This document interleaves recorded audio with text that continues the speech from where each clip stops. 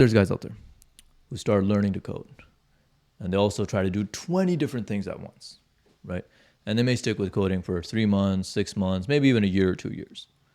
But when they inevitably get no results from it, they'll give up and say, oh, it's a bad job market, that's why I can't get hired. And these guys don't get anywhere. Whereas there's other guys out there who work hard and they focus on the basic, impactful things, and they get hired in no time. I'm going to talk about the difference here specifically. I want to talk about, if I was talking to my old self, what is the one piece of advice that I would give them that I could be confident that if they followed that one piece of advice, they would make it in the industry. That's what I'm going to share in this video. All right. Without further ado, let's dive into it. I remember clearly, I was in my room, got my laptop up, and I just sent in my application for my computer science degree program, right, to enroll in the computer science degree program. And I took a photo of it. And on WhatsApp, I sent it to one of the WhatsApp groups and said, hey, I'm doing this computer science degree, right? And everyone was supportive. Everyone was like, yeah, that's great. But I could tell from the undertone, they didn't really believe that I would do it or that I would follow through with it. Now, why is that? The reason is because I had a horrific track record of, previously just pursuing things and getting excited about them for like 2 weeks and then dropping them like a hot potato, right? And that's what everyone anticipated would happen again. I also just had a horrific academic track record, right? Where in high school, I didn't even graduate high school on time. I failed a bunch of high school courses. I failed a college course, and I was a super average college student as well. So no one really thought I would follow through with it. But I stuck with it. And from the moment I enrolled in my CS degree, in under 2 years, I was able to get a 6-figure job offer, right? Now, the reason I was able to do this was because the one piece of advice that I'm going to share here. Again, I truly believe if you follow this advice, I'm 110% confident you will be able to enter the industry. Now, whether it will take you 3 months, whether it will take you 3 years, that I can't say, right? Everyone's timeline will differ because of so many factors, like economic factors, your background. Maybe you have more of a math background, more analytical background. So you'll pick coding up a little bit easier, right? So it depends on a lot of things. But if you follow this advice, I am confident you will be able to enter the industry. And that piece of advice is focusing on one thing, focusing on the impactful thing. What do I mean by that? Again, I had a habit before of getting excited about something like, oh, coding, I'm going to do coding. But I was also doing like 20 different things at once. Rather trying to do 20 different things at once, I wasn't doing any of them well. And because of that, maybe I'd code for like an hour some days, 30 minutes some days, maybe like 10 hours some days.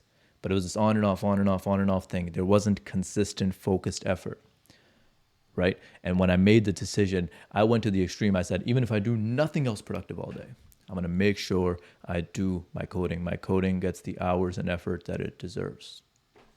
And I did that day in, day out, day in, day out, day in, day out. And that's how I was able to land a 6-figure job offer in under 2 years.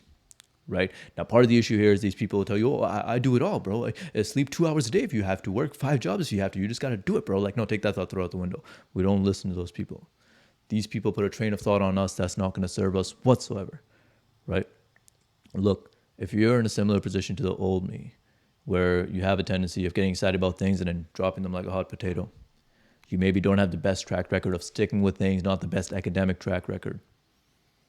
If you're going to try to go from that to, this super hustle culture schedule, oh, meditate at 7, journal at 8, do this at 9, do this at 10, like probably won't work, right? Let's take it step by step by step. So that's what I would recommend. Put your focus on this, right? Give it the effort it deserves day in, day out, day in, day out. And again, I'm confident you'll make it in the industry. No doubt in my mind. Now, another thing I remember, this is back in high school. I'm in my counselor's office, right? I'm sitting down and they're looking at my academic performance, which is horrific. Spoiler alert, it's terrible, right? I think I had maybe one course that I had over a 60% on my report card. The rest were all 50s or below. So a counselor's talking to me and she's like, oh, why don't you consider going to trades, this trade, that trade? Basically like anything that would involve any sort of academic effort, they're like trying to cross that out, right? Tell me, nope, you can't do that. You're not gonna be able to do that, right? Now, what's the point I'm trying to make here? The point I'm trying to make here is when you're starting this, like especially on the coding side, when you're starting this thing, coding can come off as like this very smart people career, right? Or at least it came off like that to me, right? Where it's like, oh, smart people do this. This is like the genius stuff. You got to be good at math and all these things, right? And there's even going to be people who will tell you, you want to code, bro? You got to be a genius to do this stuff, bro. Oh, you went to community college for CS? You're not going to make it, bro. You got to go to Harvard, bro. Like, no, take that thought, throw out the window. We don't listen to those people. Again, these people are putting a train of thought on us that's not going to serve us whatsoever, right? I went to a university, but the university I went to was previously a community college, and then this thing happened in Canada where a bunch of our colleges got converted to universities. I'm not entirely sure why. But the point being, I didn't go to some high-ranked, super prestigious university. I went to a pretty small, not well-known at all university that, again, previously was a community college, right? But still, I've been able to be successful in the industry. So if anything similar like that has happened to you in the past, don't let that discourage you, okay? Move on forward with this. Again, you put in the focus, I'm confident you'll make it, right? Now, next question that comes up is, okay, I'll put in the focus, but what do I focus on, right? What resource did I focus on? So let's talk about this a little bit. I remember sitting in my room, right? Again, got my laptop open, and I'm in a similar situation where I'm doing my degree, but on the side, I'm trying to build projects and all this stuff to try to get a job. And I'm pivoting from resource to resource. One day, I'm like, oh, I'm going to do the Odin project, right? And as soon as the Odin project gets hard, oh, actually, I'm going to do Free Code Camp, right? As soon as that got hard, no, actually, I'm going to do this, right? And I would pivot from resource to resource day in, day out, right? Now, what's the point I'm trying to make here? The point I'm trying to make is there's no one resource to rule them all, right? It doesn't exist. So just pick a resource and stick with it. Follow the basics. What are the basics? The basics are, well, if you're going the CS degree route, get a CS degree. Obviously, try to do as best as you can on your classes. Good grades do matter for landing internships and such, right?